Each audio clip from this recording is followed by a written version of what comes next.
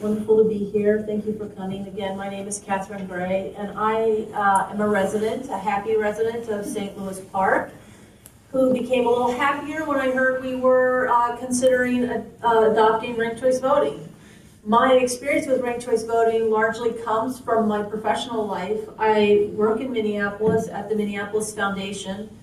And at the Minneapolis Foundation, I direct all of our civic engagement, grant making, and strategies. So a lot of the investments have gone to increasing voter turnout and voter participation.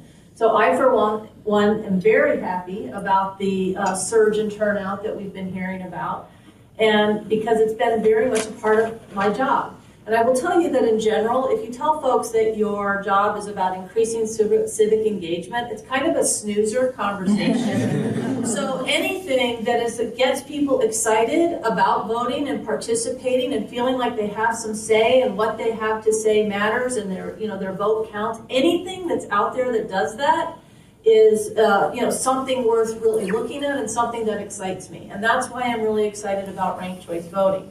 Because in Minneapolis, we've seen this increase, this steady increase actually, over the last couple of municipal elections. There's been an increase, yes, a surge, but there was an increase last time too. And I credit ranked choice voting for that, because you have people who are genuinely excited. You have multiple options, and there's a lot of action around the campaigns, and that's the kind of thing, that's the kind of democracy that I'd like to see happening here in St. Louis Park. And I can see it because I've been experiencing it in Minneapolis. I want to tell you that in one ward in particular, actually you talked about the Ward 4 race. There was an increase of, and this was in Minneapolis, in that race there was an increase of over 1,000, actually it was like 1,300 voters just in that ward, in that particular race.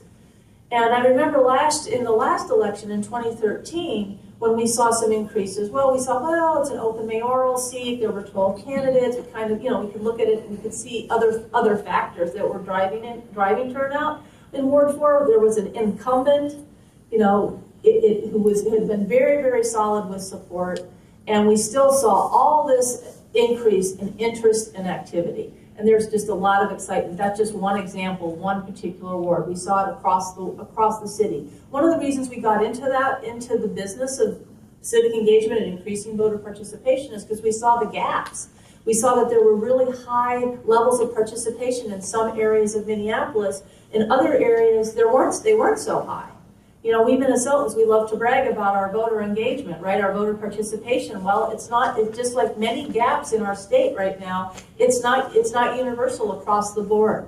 So our ranked choice voting has been part of helping to close those gaps and to increase actual participation.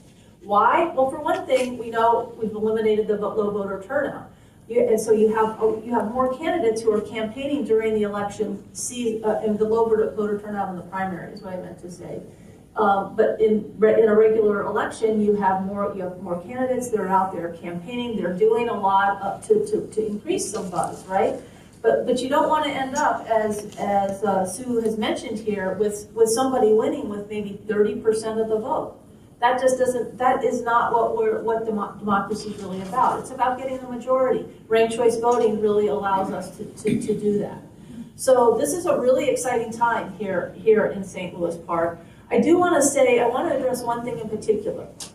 Sometimes people think that ranked choice voting is hard. It isn't. You choose one, you choose two, you choose your second choice, you choose your third choice. It is not hard. We do it all the time. And in the work that we've been doing at the Minneapolis Foundation, many of our investments are grant making. We've been targeting a lot of our efforts on what's called low propensity voters. People who typically, don't vote. There have been other barriers to their voting. And so if there was any population that was going to have trouble with voting, with using ranked choice voting, it would be voters that typically are struggling with voting in the first place. That is not happening. So do not let anyone tell you that there's any evidence out there that suggests this is hard for folks. And so I'm all for it. I'm very happy that we're moving this forward. I want to invite anyone on the Charter Commission or the City Council to call me up and ask me more about our experience in Minneapolis. It's a very exciting time for St. Louis Park, and I'm happy to be here advocating on behalf of ranked choice voting.